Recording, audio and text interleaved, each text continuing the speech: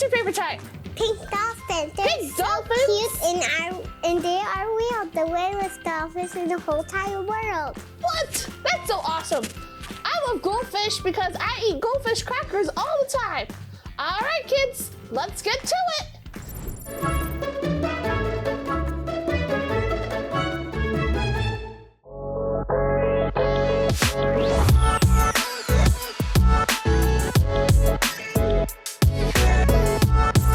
Hey friends! It's time to worship. When we worship, we remind ourselves of what God has done for us. Now get to your feet and wiggle out. Are we all warmed up? Good. Now let's worship.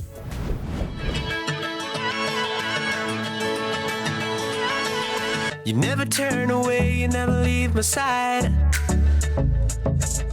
And every time I call your name out just to find that you're already right here with me, never been alone. I can trust you with my heart, 'cause this I know. You are always faithful, you love me from the start. No matter what I'm facing, I will trust you with my heart. You are more than able to lead me through the dark. Your love is never failing, I will trust you with my heart. Oh, I will trust you with my heart. There are days when I feel I need a friend, and then I hear your voice reminding me again that you're already right here with me, never been alone. I can trust you with my heart, 'cause this I know. You are always faithful, you love me from the start. No matter what I'm facing, I will trust you with my heart.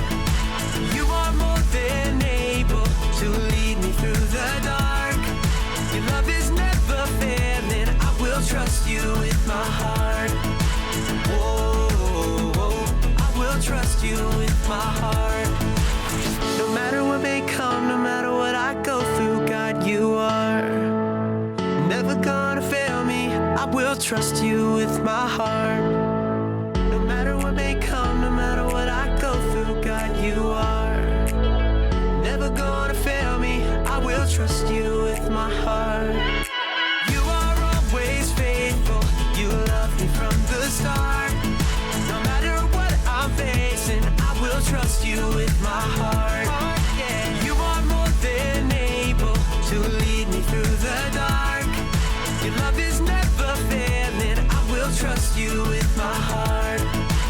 Oh, I will trust you with my heart.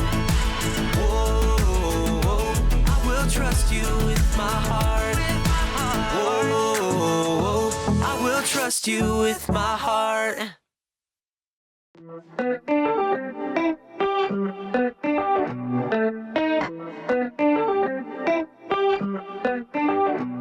You're with me all the time, helping me believe.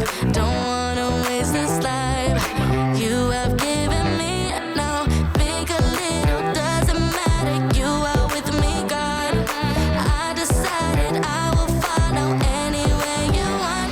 Oh, you're never gonna let me go, never ever gonna let me go. I'm giving it my heart and soul, gonna give my heart and soul. You're never gonna let me go, never ever gonna let me go. I'm giving it my heart and soul, gonna give my heart and soul. Give my all, take it all. Whatever you choose, I give my all. Take it all. Whatever you choose for me to do. Whatever you choose for me to do. My all to you. With you I'll overcome, I'll be your hands and feet. I'm trusting in you, God. You're strong when I am weak. So big or little, doesn't matter. You are with me, God. I decided I will follow anywhere you want. Oh, you're never gonna let me go, never ever gonna let me go. I'm giving it my heart and soul, gonna give my heart and soul. You're never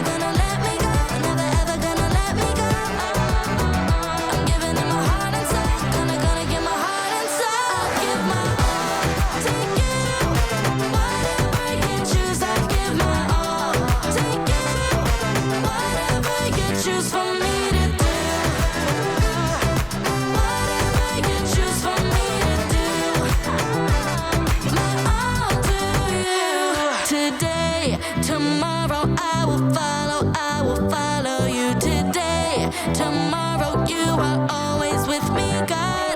Today, tomorrow, I will follow you. Today, tomorrow, you are always with me, God. Give my all to you.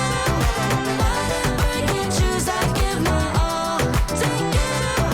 Whatever you choose for me to do. Whatever you choose for me to do. My all to you. Hey kids, it is time for our Bible story, and we're going to be talking a little bit about wisdom. Now, wisdom is knowing the difference between what's right and what is wrong. It's not just about being smart. Being wise is a little bit different. And today we're going to look at someone who needed a lot of wisdom and asked for a lot of wisdom and got a lot of wisdom. We're going to talk about how Jesus had to gain wisdom too. Everybody needs to get wise. They need to learn what's right, what's wrong, including Jesus. So check out this story about when Jesus was younger and how he had to learn wisdom. Check. Wait, where's the food color?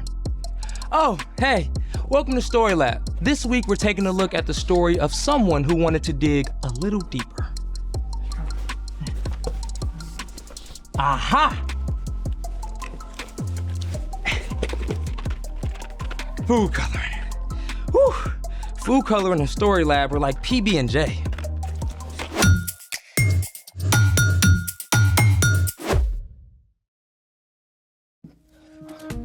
Hey, I'm Carter, and that's it. Okay, then I guess it's my job to let you know that all this month we're talking about ways that we can grow in wisdom, just like Jesus did.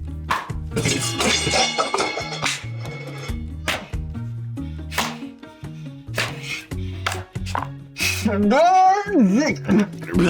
I'm Zeke. Little late, superhero. What? You said we're taking a deep dive to the ocean today, so I'm ready. I meant deep dive into knowledge about the ocean, not actual water.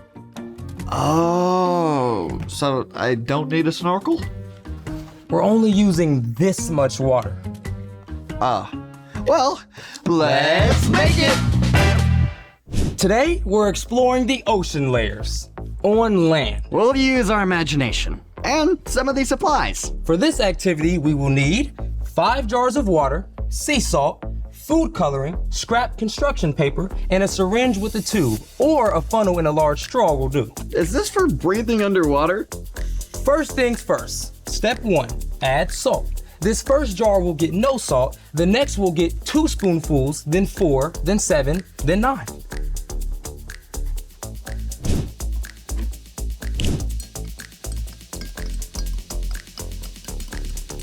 And 4. Now we move on to the next.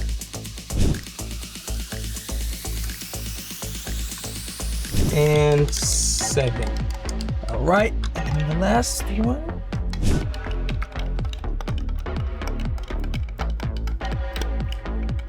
And 9. Oh, excuse me, Zeke.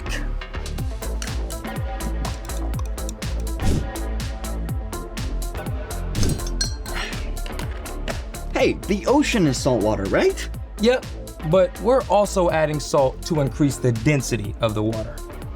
Density just means how tightly the molecules are packed together. Since the different layers have different densities, they'll stay separate. Which brings us to step 2, coloring our layers.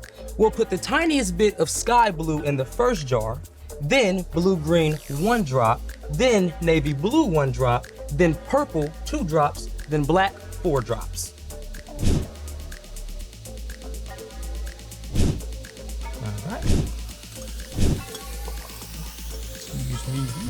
So I'm thinking the ocean layers go this way instead of that way.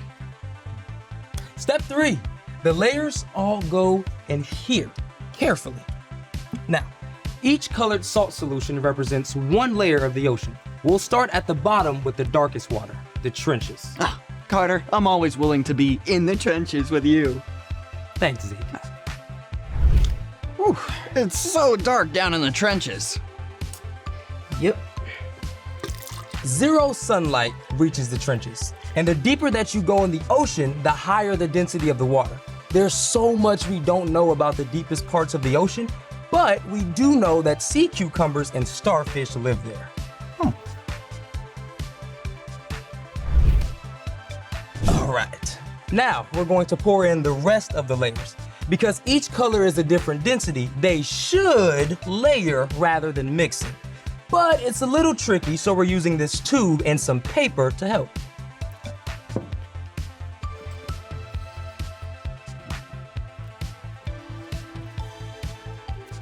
There. All right, next layer, the abyss. I feel like we're doing very delicate sea surgery. Peering into the depths of the abyss. This zone is where many types of squid and shrimp live.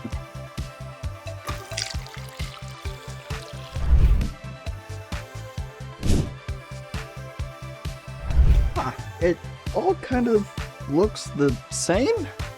You know what we're missing? Light. There it is.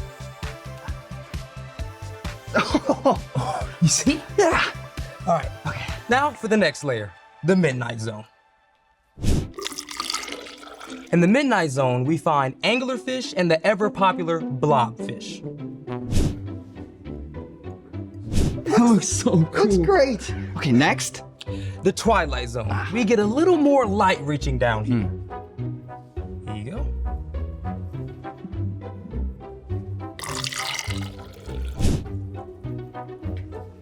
The Twilight Zone, home of jellyfish and octopuses, octopi, octopodes?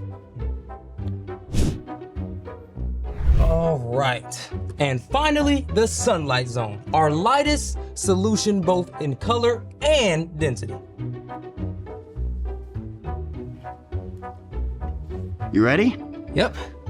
Sunlight. Almost done. Yep. In the sunlight zone, we find sea turtles, clownfish, flying fish, manatees, dolphins, tuna fish, blue whales, and so much more. Oh, dude, this is awesome sauce. It's so cool how the layers stay separate. Yeah, the ocean covers almost 3/4 of the Earth's surface, and we only know details of about 1/3 of the ocean's animals. And every year, almost 2,000 ocean animals are discovered. The deeper we go, the more there is to learn. Speaking of, it's time for... The story before the story. Today, we're in the 3rd book of the New Testament, Luke. God made a perfect world, but people turned away from God. From the very beginning, God had a plan to restore us to relationship. Even when the people turned away over and over again, God remained faithful. At the perfect time, God sent a rescuer in the form of a baby, God's very own son, Jesus. Even though he was God's son, Jesus was born to an ordinary family in an ordinary town. Which is where our story starts. Take it away. Hey everyone, I'm Brian. Jesus grew up in an everyday family in a small town. His family had traditions just like families today do special things each year to celebrate holidays. Every year, Jesus and his family would travel to Jerusalem to celebrate the Passover. During Passover, the Jewish people remembered how God delivered them from enslavement in Egypt.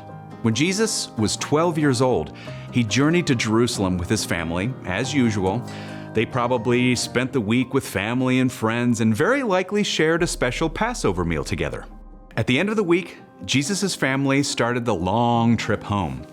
But after the first day of travel, they discovered something. Jesus was nowhere to be found. You told him when we were leaving, right? Of course I did. Everybody knew. Mary and Joseph had probably assumed Jesus was with cousins or friends somewhere in the group of travelers. No one has seen him all day. Did we really leave him behind in Jerusalem? We have to go back, right now. Mary and Joseph raced the whole way back to Jerusalem. By this time, 12-year-old Jesus had been without his parents for several days. Any news? Nothing. None of our family or friends have seen him anywhere. He's got to be somewhere. We haven't looked there. The temple? At last, Mary and Joseph climbed up to the temple, and sure enough, Jesus, my son! Jesus, have you been here all this time? This young man has been asking us questions. Pretty impressive ideas, too. We're frankly amazed by what he understands. Jesus, we've been looking everywhere. Why didn't you tell us where you were going? Why were you looking for me? Didn't you know I had to be in my Father's house? It's time to go home now. Come back anytime. Jesus returned home to Nazareth with his parents and continued to obey them. As he grew up, he became wiser and stronger and more pleasing to God and to people. The end. That's crazy. Jesus was without his parents for days in a big city. What did he eat? Where did he sleep? Well, Luke does not record that part of the story. So what's our part in the story? Jesus is God's own son, and he looked for and grew in wisdom. Now, if Jesus did that, then it's definitely important for us to look for wisdom too. Wisdom is finding out what you should do and doing it. Okay, I know how to look for stuff like my shoes. But how do we look for wisdom? Oh, well, you can think of wisdom like a buried treasure that you really have to dig for. Wisdom isn't just being smart or knowing things. Wisdom is knowing what to do with what you learn. Yeah, like I can know that eating veggies will help me stay healthy, but that doesn't matter if I keep scarfing down junk food. You gotta actually eat those carrots and hummus. Great example. You can also gain wisdom from your mistakes. I put off studying for a test last week. Then I had to stay up super late to study, and I was so tired I didn't do great on the test anyway. So wisdom for you will be starting to study ahead of time for the next test. For reals. You can learn wisdom from other people too, both from wise choices that they've made and also from the times that they've failed. It could be your parents, a favorite aunt or uncle, or a small group leader. I like hanging out with my grandpa. He's also got amazing stuff to say. Back in my day. Well, most importantly, we can ask God for wisdom. In the book of James, we read, "If any of you needs wisdom, you should ask God for it. He will give it to you." So we gain wisdom by asking first. So we can know what to do. And then do it. I think you got it, wise guys. See you next time. So, here's the thing. Wisdom is worth searching for. Speaking of searches, you think there might be any treasure buried at the bottom of this ocean? As a matter of fact, there is.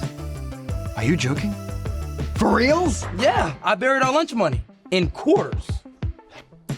Oh, we get to dig for buried treasure. Thanks for joining us in the Story Lab. See you next time. Okay, should we use the syringe? Or maybe the tiniest shovel. Why not both? All right, let's do it.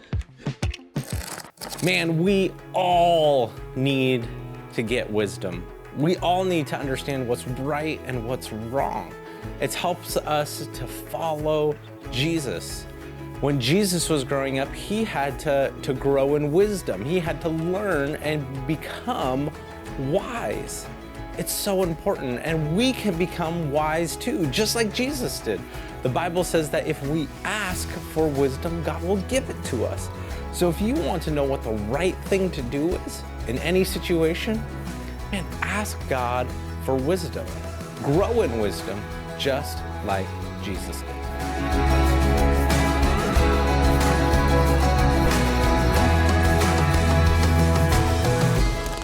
Hey friends, it is time for our memory verse. Are you guys ready? Yep. Awesome. Today we have Aaron and Jovi helping us do the memory verse. Alrighty, here we go. If any of you need wisdom,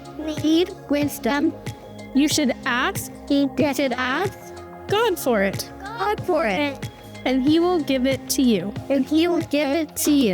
God gives freely to anyone. James 1:5. All right, good job, guys. We're gonna do it one more time because that's a long one. Okay, here we go.